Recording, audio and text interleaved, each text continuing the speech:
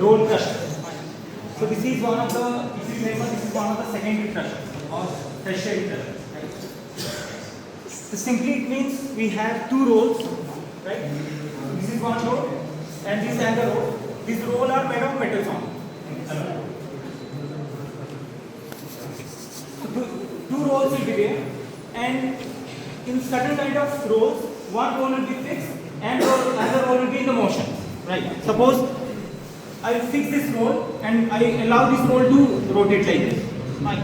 Or it may be situation in most case, both roll will be in rotating condition but in opposite direction towards each other. Right? And you allow the minerals to flow through this.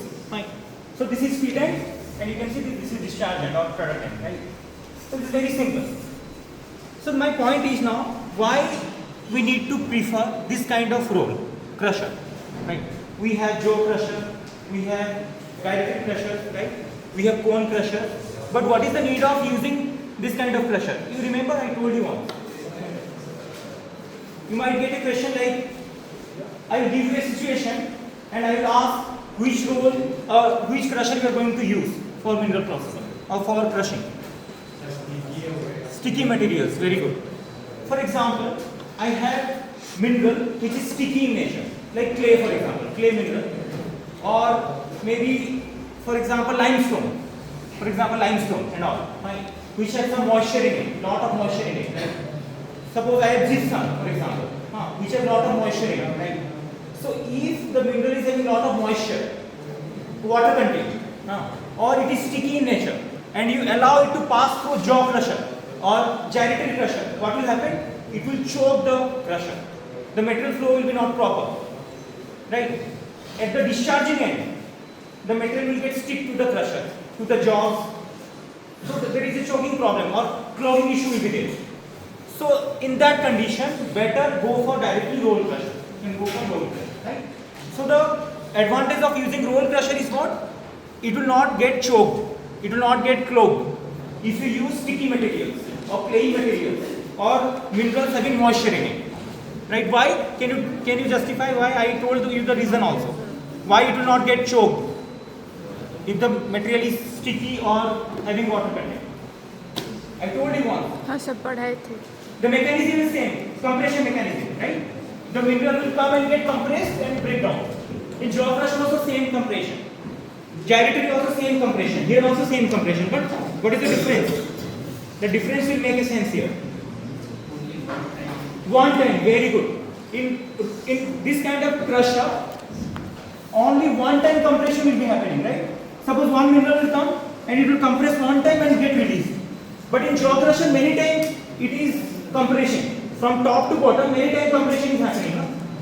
You understand my point? So here compression is happening only one single time. For every individual mineral, compression is happening for single time. So there is no chance of clogging or that is it get clogged or it get jammed, right? So there is no issue. So my point is, roll crusher is preferred when your material is having lot of moisture or it is a clay material or sticky material. We prefer roll crusher over jaw crusher or gyratory or cone or something. Is it fine? So you may get a question. I will give you a situation in the exam. You need to choose a particular crusher for that. Fine? Is it fine? Okay. So sometimes what happens, for example, you want to crush coals also. Coal. Coal is a fragile material. Fragile. It will break easily. Then in that condition also you can choose a roll crusher. Fine. Sometimes this fragile material also block the path, or it may lead to clogging or jamming. So whenever you are having any fragile material like coal, you prefer this roll kind of crusher. This is fragile material is just opposite to very hard material. Most of the minerals are very hard. They are rocks, very hard. So we are preferring jaw crusher and all.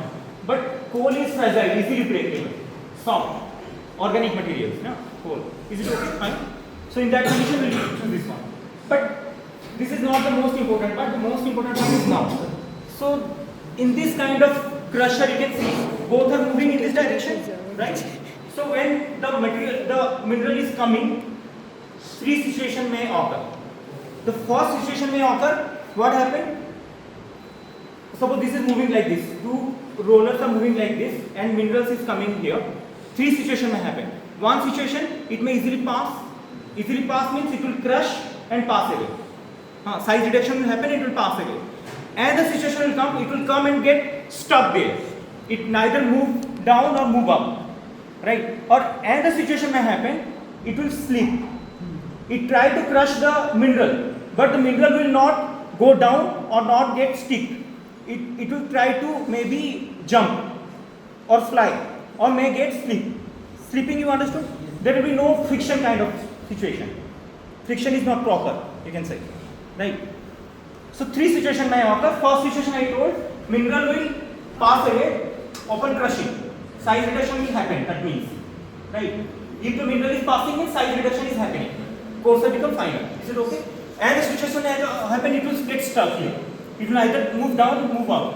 And the ultimate problem will be what? If it will fly up or get slip here. It will not go down or not get stick. Right?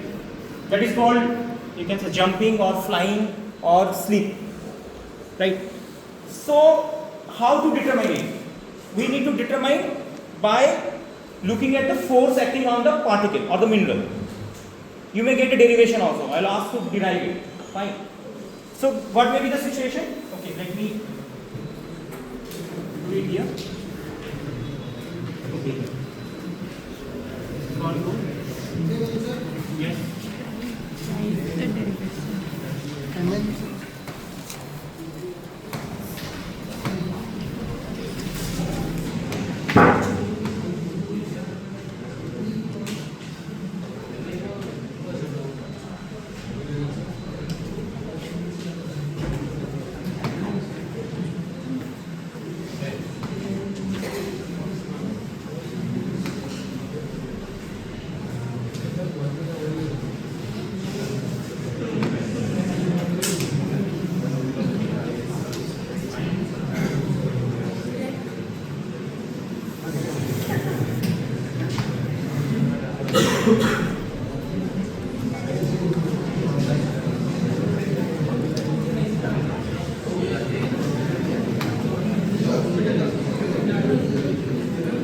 So this is what?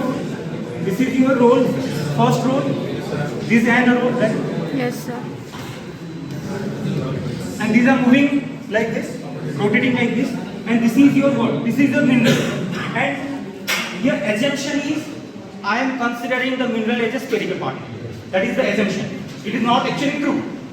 But we need to take some assumptions. The assumption here is the mineral. This is the mineral. This one is the mineral, right? And these are the two rollers. And I told you three situations. So what will happen? Suppose I will see what kind of force is acting. So one force is like this. You can see. Okay. Let me give some other color. See this one. So one force is like this. Fine. For example. Right? This is the roller, and this is the mineral. So one force is acting directly like this. So this is what? This is acting normal completely. So this is normal force, I can write as N. Is it clear? Similarly, you also can say from here also normal force will be there. But I want to show it in one direction only. Right? Here also normal force will be acting. Two rolls are there, right? And he tried to go down, right? So what happened? Contact is here also. Here is contact, here is also contact. So one force is acting like this. In this direction also here, right? So this is, I can say, tangential force. I am drawing a tangent at the point of contact. Mineral is here. There is a contact between the roll and mineral, and there is a contact here also. So I am drawing a tangent. Two tangents are meeting at this point. So I can say, I can extend it further. So this is force, tangential force, right? So one force is normal force, one force is tangential force. You also can show it in this direction also. This is also tangential force, right? Is it clear of this? Yes. So you can see one force is actually acting upward and one force is acting downward. Upward force is normal force, you can see, right? Because if I will consider this is the plane, parallel plane. So one force is acting upward and this force is acting downward, right? And mineral want to go down after crushing, right? So I can do what? I can join this one and this one now, fine. And also I can join this one. What are important points here? The diameter of the roll is important. Diameter of the mineral is also important. And the roll gap, the gap between the two rolls, right? If you remember, what is the top gap and bottom gap called? You remember? Gap and set. Upper, the top one is called gap and bottom one is called set. If you remember, very good. SET. You remember this one? Okay, fine. So I am drawing here also. So this is what I am writing S. Okay. So the roll gap is here S. I am representing the roll gap as S. Fine. Set. You can remember in this way S. So this will become what? S by 2. Fine. This will also become S by 2. Is it fine up to this? The roll gap is S, so this will become half S by 2, S by 2. Okay. Suppose now what I told, this is the downward force, this is the upward force, but they have some angles, right? So I need to draw the resultant of it. It should have a downward complete force and upward complete force, right? So suppose what I will do, I will take this one. So this is making an angle here, right? So this is the Ft. So this is the resultant downward force, right? So this is the angle, fine. So one important point I am missing here is there is a concept called NIP angle. You have to write NIP angle, right? That is the important point we need to find out. So I am saying this is the NIP angle. NIP angle is nothing but this angle. You have to remember this one. This is suppose I am writing 2 theta maybe, or you can write theta, whatever. So NIP angle is the 2 theta here, right?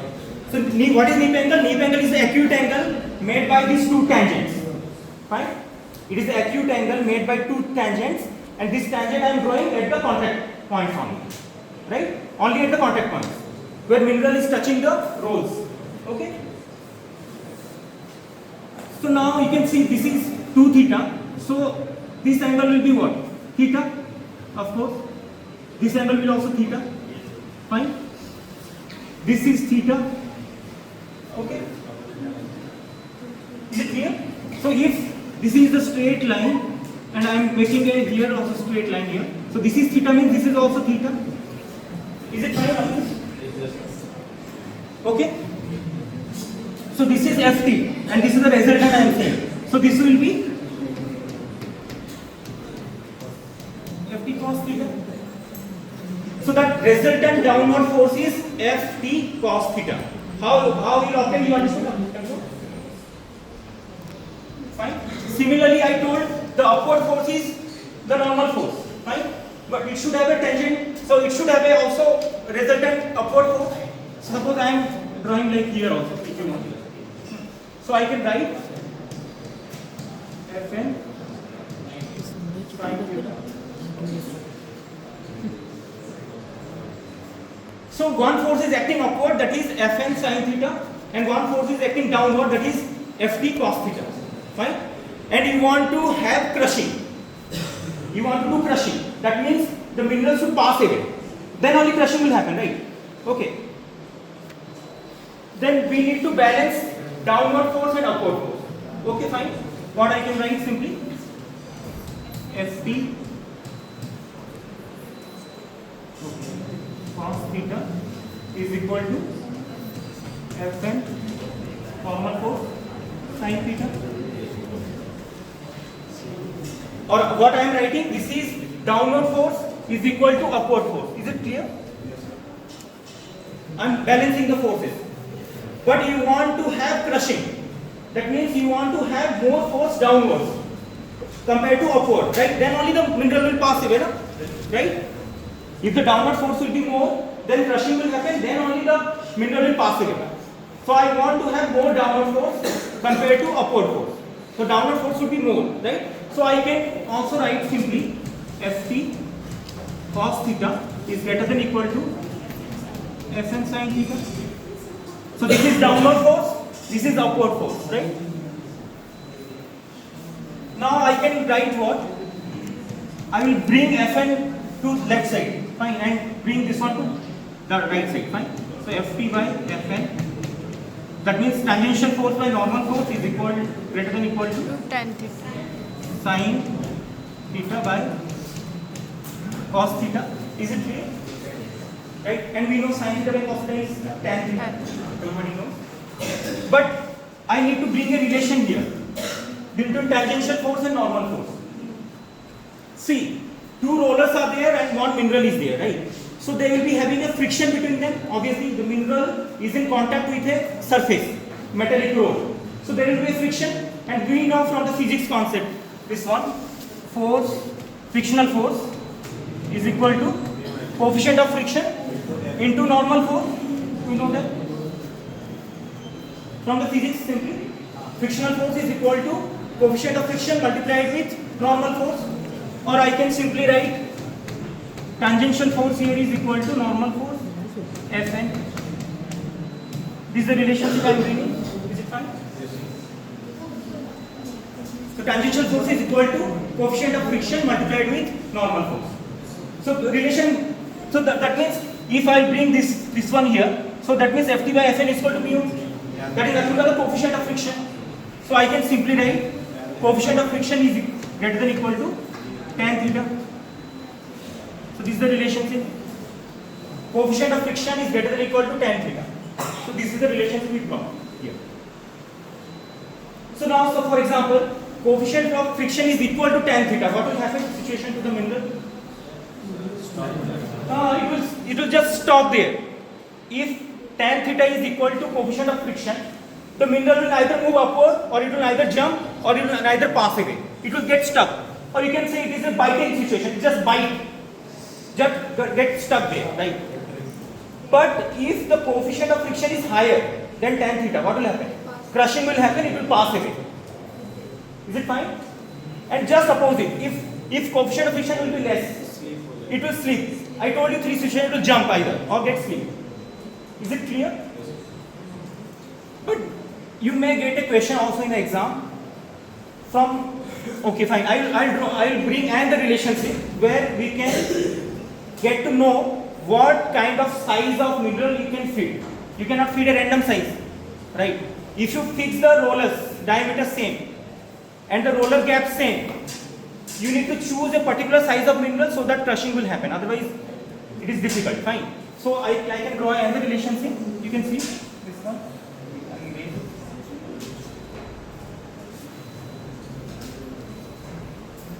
This triangle, you remember what I am doing now? Pythagoras. Right angle triangle. So if you remember, you can check this one. And so here the tangential force is here. If you remember, Ft. Fine.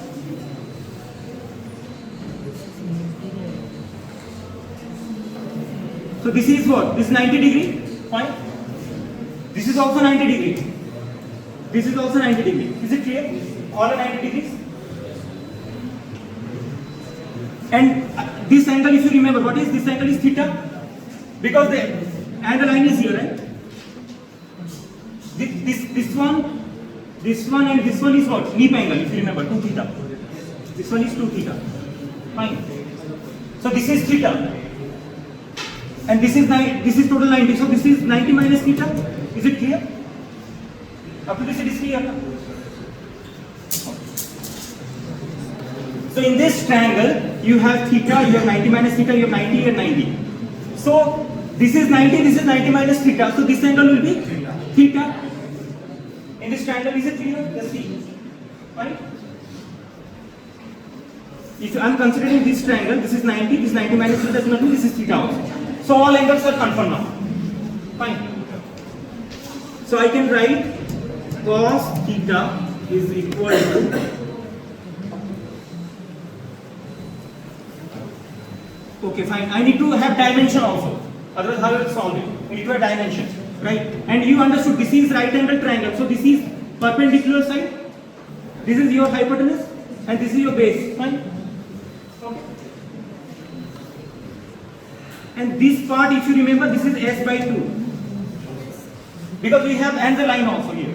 If you remember, I draw a line like this. This is s, so this is s by 2, and this one is the distance between this is the radius of the roller. So this is, suppose I am considering d is the diameter, so this will be d by 2. Diameter of the roller, if you are considering d, so it will be d by 2. Is it fine? But what about hypotenuse now? You can see this distance is what? From here to here. This is mineral radius of the mineral, this part. So if I am considering small d is the diameter of the mineral. So this will be d by 2, fine? This is capital D by 2 and this is small d by 2. And from here, this is your d by 2.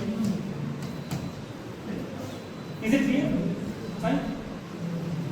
And I already represent cos theta. Cos theta means base by hypotenuse. Fine? B by h. So how I can write? B is d by 2 plus s by 2 divided by how much? D by 2 plus small d by 2. Here capital D is your diameter of the roll and s is this one gap set, fine, and small d is the diameter of the mineral. Confirm. So I can cut all this. So finally cos theta is equal to d plus s by d plus d. Fine, this is the relationship. So if you know the theta, if you remember the relationship, mu is equal to tan theta. So if you know the mu value, actually mu value is depend upon the material. Actually rollers are made up of steel, for example. Most of the rollers are made up of steel, right? And mineral is mostly rocky minerals. They are basically oxides or sulfide. So we know the values of mu basically. From the literature also you can get the value of mu, coefficient of friction. That is basically lies between 0.1 to 0.3 maybe. 0.1, 0.2, 0.3. In this range the mu value will be there. So already you know the mu value. So you can easily get the theta value because mu is equal to tan theta. Theta value you can easily get. So you can put the theta value here and you know the diameter of the roll. You know the gap size. Fine. And you also know the diameter of the roll here, right? So you can find out the D. So this D can be found out easily. Is it fine? And D is nothing but diameter of the mineral. So my point is what size of mineral you can feed so that crushing will happen. You can get it by this equation. Any confusion you have? I think. Capital D is the diameter of the roll and small d is the diameter of the mineral. Fine. Is it simple? It's very simple. There is no confusion. Fine. Can I erase it? Okay.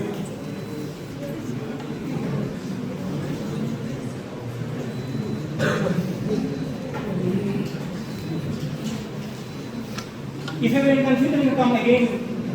I will explain it later.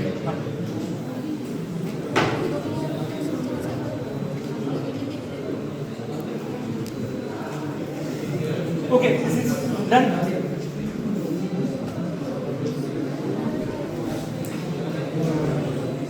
Okay, move to right.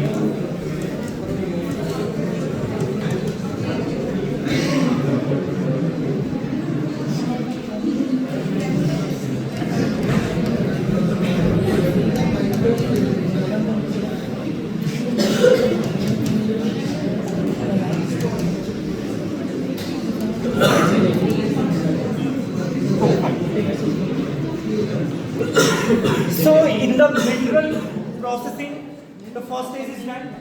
We do crushing, which is size reduction, right? But what is the problem after crushing? Okay, do you remember?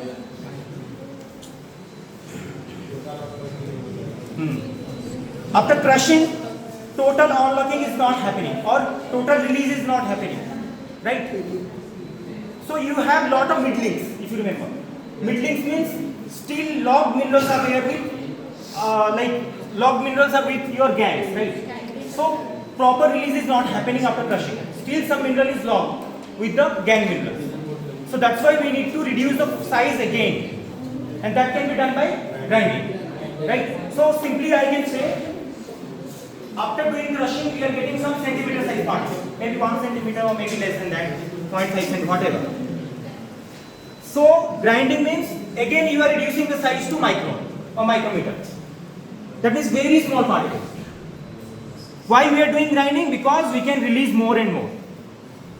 The valuable mineral will be locked out or released out, right, from the gang minerals. That's why we are doing grinding. Is it fine? So you can simply write why grinding is needed: to do more unlocking, to do more release, or to eliminate the middlings, so that you will get concentrate and finally you will get concentrate and tannins, right? Is it fine? So basically we use mills, if you remember, just write mills or grinding mills.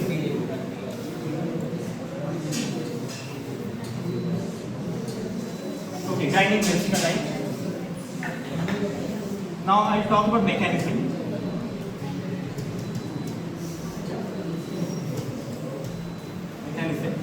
So for that, let me draw one. Suppose this is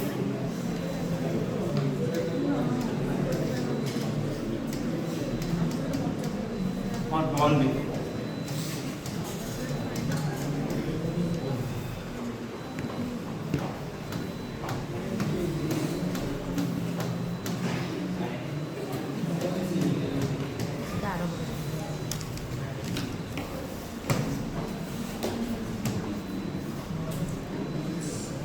जो लिखा है भी लिख दे।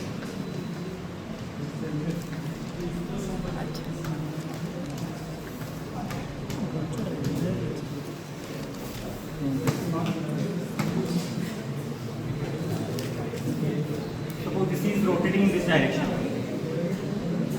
This will go up.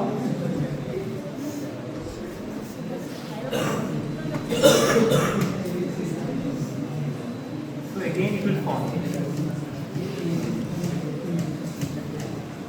Direction falling. Okay, fine. So this topic is about mechanism of your grinding. We already discussed about mechanism of crushing. Crushing mechanism is mostly by compression, if you remember. And one mechanism is also last in previous lecture. Impact. So most of the crushers work on the mechanism of compression. Like that means mineral is getting compressed between the jaws or whatever, or crushing medium, right? And maybe impact. But in grinding actually it works in a complex mechanism. Lot of mechanism will work in the grinding together. Not only compression, not only impact. Lot of things will work, right? So to explain that, I am drawing this diagram. You can see this is for example, this is a tumbling mill. Tumbling mill, for example, this is a ball mill kind of. Ball mill is a kind of spear structure will be there, and inside that balls will be there, very hard balls. These hard balls are nothing but your grinding media. They will do grinding actually. These balls are nothing but your grinding media. They will do grinding. And you have this red are nothing but the minerals, which will need to be grinded. And these blue are nothing but the grinding media balls, very hard balls. Fine. So this ball mill is rotating, for example, like this. So what will happen? The balls will go up and it will fall down. It will go up and it will fall down, right? So yeah. So what will happen exactly? Two forces will act here, right? One force, the condition will be what? The condition will be, suppose it is falling, right? It is falling, huh?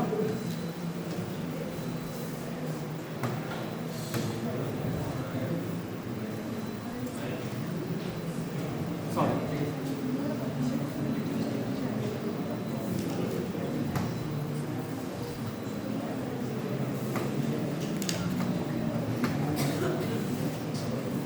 See? So what is the situation? Ball is moving up with the mineral and it is falling. So what will happen at the end? What kind of mechanism this is? Compression, because two balls are there and in between the balls mineral is there. So they will, when it will fall, they will get compressed. So mechanism here is compression. Fine.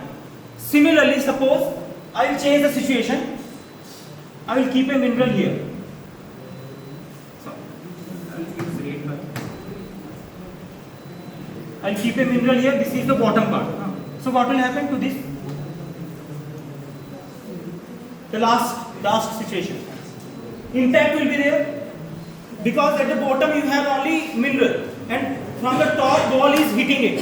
So it is an impact force. So mechanism here is compression. Compression means in between the balls mineral is there and getting compressed. And impact means on the minerals ball is hitting from the top because it is moving now. So ball will go up and hit. Ball will go up and hit. So this is impact force. So mechanism of the grinding is here compression also and also impact. And there is another mechanism is working. You can see lot of balls are here. This is one layer ball, this is another layer, this is another layer. They are moving like this and going up and falling. Again they are moving like this. So what kind of situation is this? That means one layer of ball is there and the layer of ball is there. In between the layer of balls, mineral is there. That is a friction, but that is actually technically we metallurgy people call abrasion. Abrasion. Right? Suppose this is your mineral and this is one set of ball, this is another set of ball. This is moving like this, fine. So that means abrasion is happening. So this mechanism called abrasion mechanism. Friction between the materials. Abrasion mechanism, fine. So one mechanism is compression, one is your abrasion, one is impact. And it may have chipping action also, chipping. Suppose two balls, one mineral is there and two balls are moving like this, for example. So it is a chipping kind of situation. For example, okay, let me erase this. I'll draw it quickly.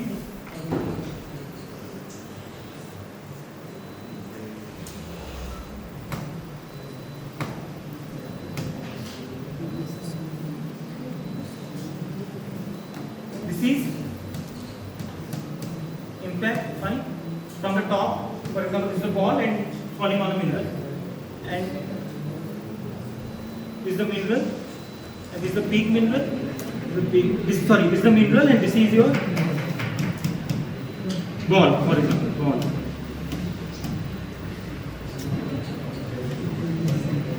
Fine. So this is what compression. So this is impact, this is compression.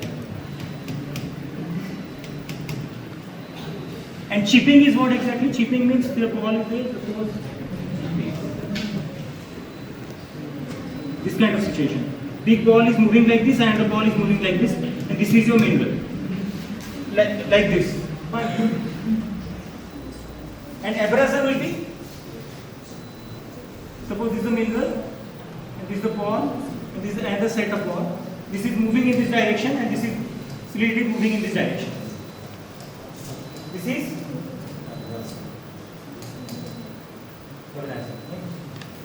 just opposite direction. Actually, both are moving in the same direction, but relatively, if you look, they are just behind one another. Right. So, mechanism of grinding is very complex. It will be involved all kind of mechanism. One is chipping, abrasion, impact, and compression. But in normal crushing, it is one actually, basically either compression or impact. Mostly compression. So this is the difference. So if there might be some question where there will be a situation where I will give you like there is a particular comminution machine where this kind of mechanism is happening. So you need to find out what it may be a crusher or it may be a grinder. And if it is a crusher, which kind of crusher it may be. Just I will give you the mechanism. You need to find it out. It's very simple. If you understood the concept, you can write it. Here, that one situation.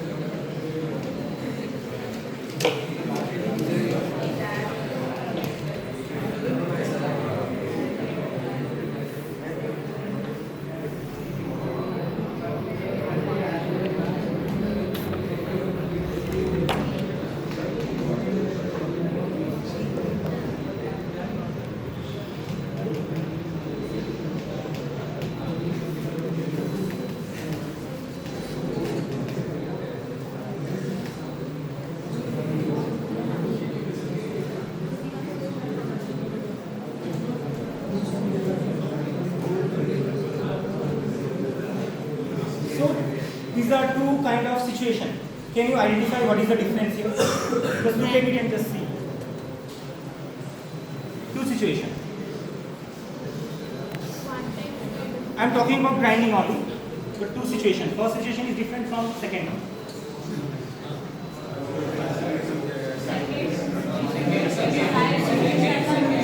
Second में क्या होगा?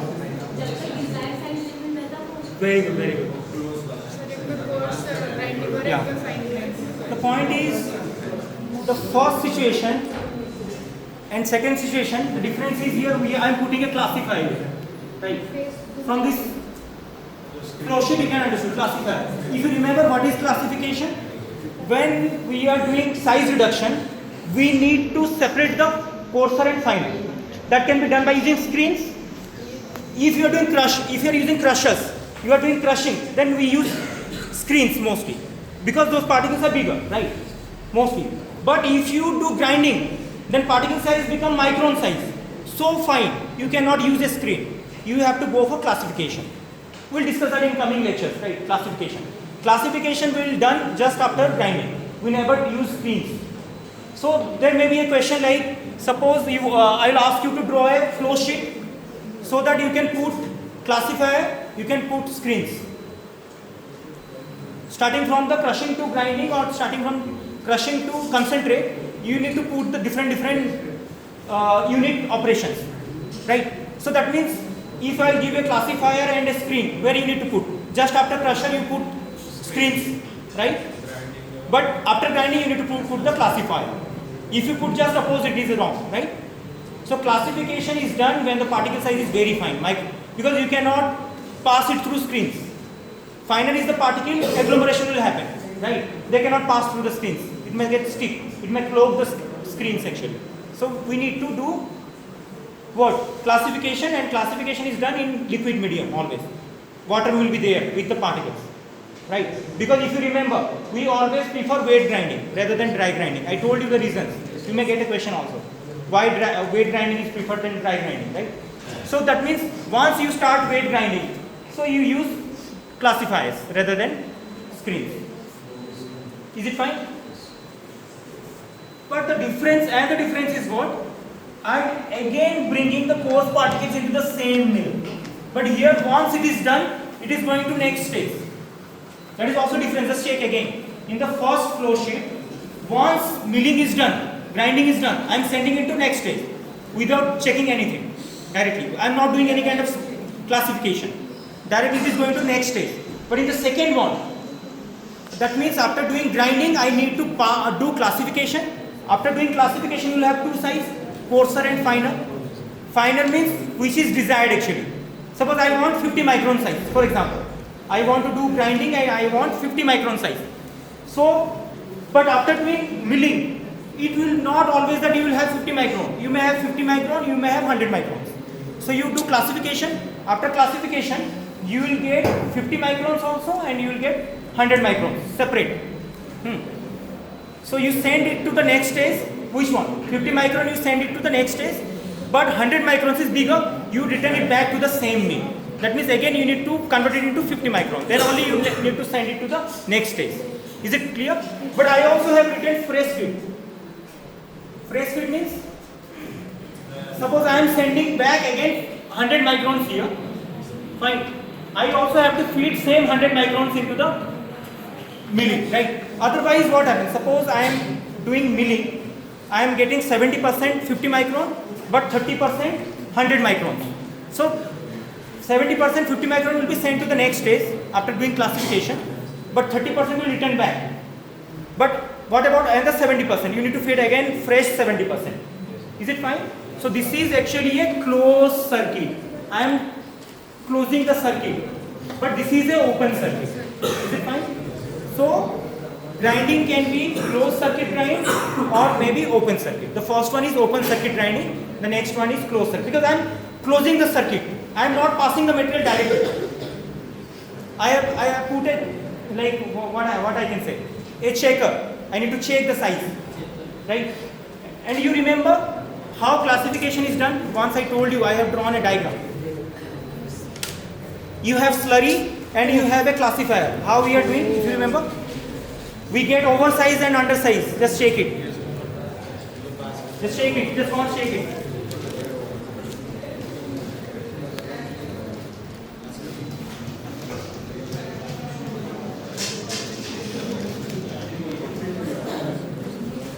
This is the feed. And feed have coarse plus fine. And suppose you are providing water from bottom, for example, just a simple example, water. Water is flowing in upward direction, and this is a feed. This is feed means this is nothing but slurry. Because after wet grinding you will have a slurry only. Slurry means a mixture of water and fine minerals. Slurry is nothing but mixture of water and fine minerals. Because you are doing wet grinding, no? Wet grinding means minerals and water will feed and it will undergo grinding action. Fine? And water is flowing like this. So what will happen? The sea, coarse and fine. Water is flowing up. What will happen? The coarse will have more velocity. It can overcome the flowing water. It will go down, right? So the coarse particle will go down. So at the end you will have coarse, but fine particles will come out because fine particles are lighter, right? So it will come out. So this is fine. So this is nothing but a classifier. One example. Fine. Or technically what we call this is,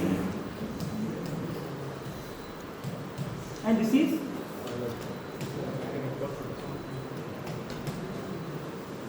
underflow, this is overflow. Fine. Why this is happening? Because coarser particles have high velocity, it will overcome the flow of water, it will go down, get settled. But finer particles cannot overcome the force of water. With water it will come out. So this will again go to the mill in the closed circuit grinding, but this will directly go to the next stage. Suppose you want to do float flotation. You directly send this to the float flotation process, which is the concentration process, right? But you cannot send this one to float flotation because this is bigger, no? It will not give you good efficiency. Efficiency of float flotation will go down because it's a coarser. Again you send it to the same mill, you again grind it, and you again get this fine and you send it for float flotation. So that means which one is preferable in industry? Just tell me. Open circuit grinding or closed one? Obviously closed. We prefer closed circuit grinding in industry because we want a desired size of particles. Then only we will go for concentration. But I told you what is the problem if you don't have a same size particles. What is the problem? Do you remember?